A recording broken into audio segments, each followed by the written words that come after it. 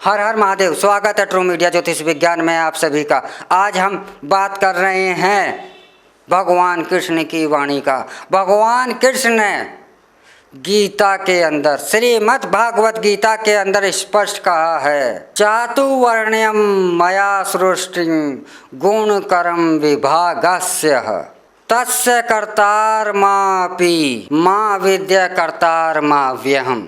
अर्थात मेरे द्वारा से यह चतुर्वर्ण है, यह चार वर्ण हैं जिन्हें शूद्र, ब्राह्मण, क्षत्रिय, वैश्य कहा जाता है। इनके गुण के अनुसार, इनके कर्म के अनुसार मैं इनका वर्ण तय करता हूँ। इस बात से स्पष्ट सिद्ध हो जाता है कि जन्म के अनुसार किसी की कोई जाति नहीं होती, जन्म के अनुसार किसी का कोई धर्म नहीं, जन्म के अनुसार किसी की कोई भी जाति नहीं होती और जन्म के अनुसार किसी का वर्ण नहीं होता। इसको तत्व के साथ तो बहुत बड़ी व्याख्या होगी, लेकिन भगवान श्री कृष्ण का यह श्लोक जो है अध्याय 4 का 13वां श्लोक है और इसका मूल जो है यही है कि मैं यह चार वर्ण हैं, यह इनको गुण, इनके गुण और कर्म के अनुसार ही मैं इनका वर्ण तय करता हूँ। अर्थात कोई भी व्यक्ति जन्म से ब्राह्मण नहीं हो सकता, क्योंकि जन्म से तो हमारे शास्त्रों के अनुसार प्रत्येक व्यक्ति शूद्र ही पैदा होता है, परंतु जब उसे ज्ञान प्राप्त हो जाता है तब उसे द्विज कहा जाता है, अर्थात नवीन जन्म। और तिलक लगा लेने से, चुटिया रख लेने से, गेरुए वस्त्र पहन लेने से ब्राह्मण नहीं हो जाता।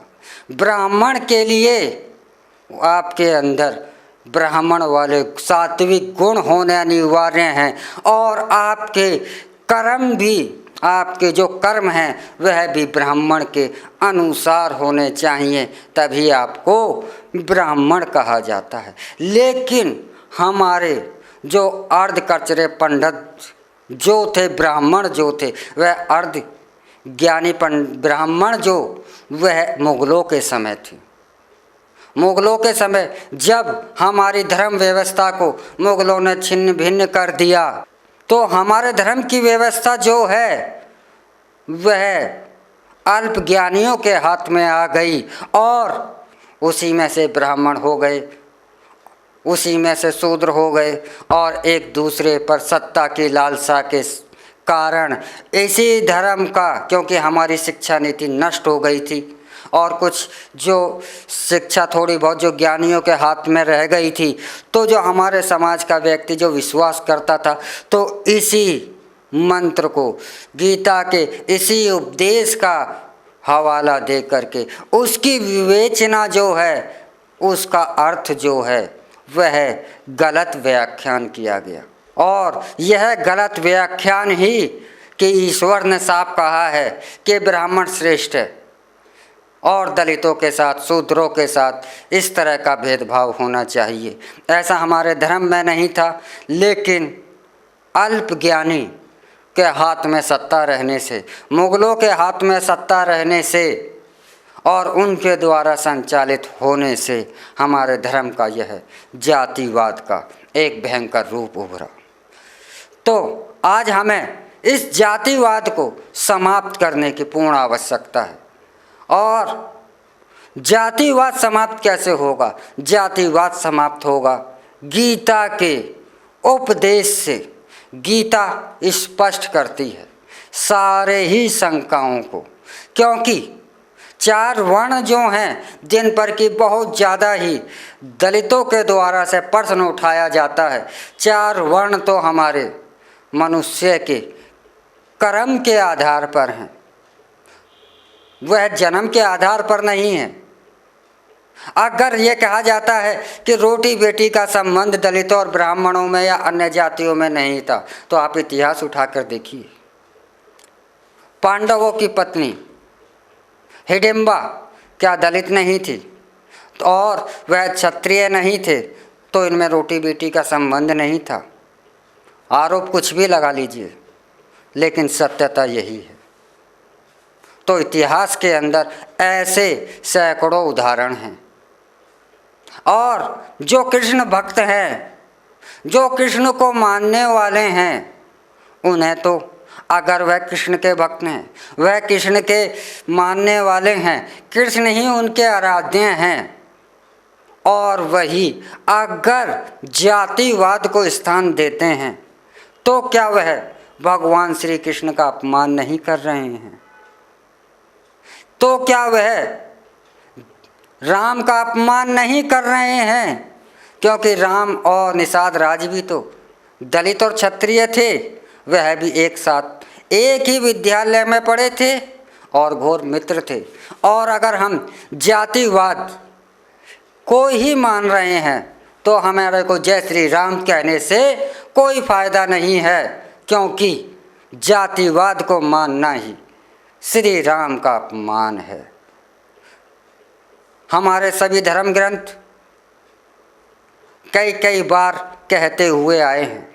हमारी जो सबसे ज़्यादा विवादित धर्म ग्रंथ है मनुस्मृति, जिस पर कि बहुत ज़्यादा ही आरोप लगाए जाते हैं, वह मनुस्मृति भी स्पष्ट कहती है कि अगर कोई अपराध दलित से हुआ है तो उसे सज़ा सिर्फ 4% होनी चाहिए। क्यों? क्योंकि उसके पास इतना ज्ञान नहीं है, उसके पास इतनी जिम्मेवारी नहीं है। वह श्रम करता है, वह सेवा करता है, उसके पास इतनी जिम्मेवारी नहीं होनी चाहिए। लेकिन उसी गलती को, उसी अपराध को यदि वैश्य करता है, तो उसकी सजा जो है दलित से 8 गुना होनी चाहिए। क्यों? क्योंकि उसको बहुत ज़्यादा ज्ञान है, वह व्यापारी है, उसकी जिम्मेदारी समाज के प्रति बहुत ज़्यादा है। समाज को सुचारू रूप से चलने के लिए, समाज की व्यवस्था सुंदर बनाए रखने के लिए वैश्य की जिम्मेवारी बहुत ज़्यादा है, जिम्मेदारी, इसलिए उसकी सज़ा 8 गुना है। तो वहीं यह सज़ा क्षत्रिय के लिए 12 गुना है। तो एक ब्राह्मण के लिए यह सज़ा 16 गुना है। जिस पर कि तो इस हिसाब से तो मनुस्मृति जो है दलित विरोधी नहीं है, मनुस्मृति तो ब्राह्मण विरोधी हुई। लेकिन अवश्य ही मनु को प्रताड़ित करना है। अरे आप मनुस्मृति को एक बार पढ़िए तो सही, सही प्रकार से, सही दिशा से, सही मन से आप उसका अध्ययन तो कीजिए, आपको स्वयं हो जाएगा।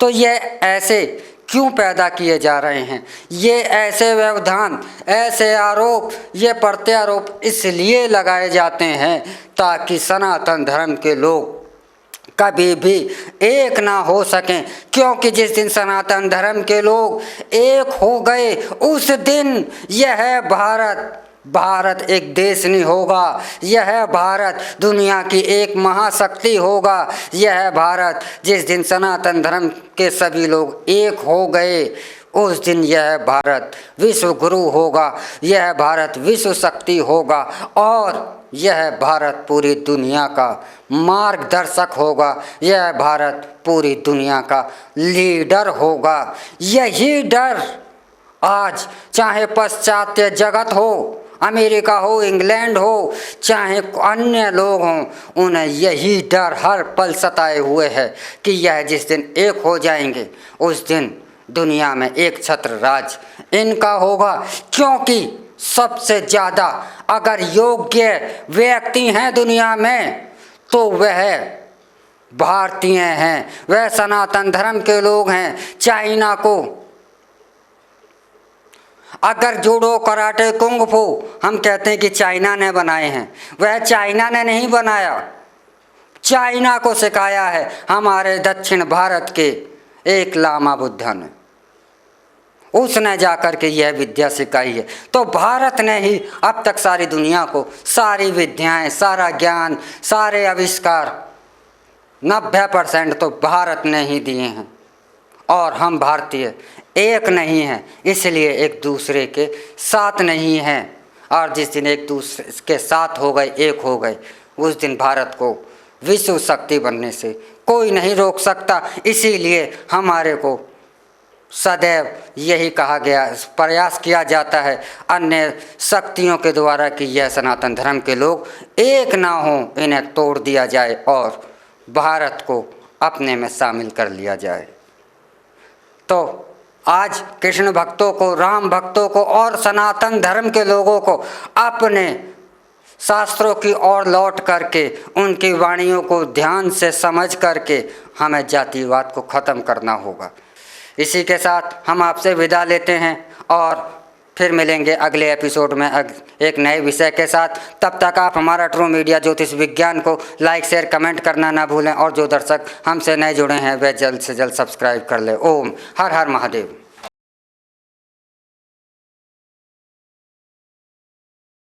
अगर आप ये वीडियो YouTube पर देख रहे हैं तो हमारे चैनल को सब्सक्राइब करें और बेल आइकन को दबाना ना भूलें। अगर आप Facebook पर ये वीडियो देख रहे हैं तो हमारे पेज को लाइक करें।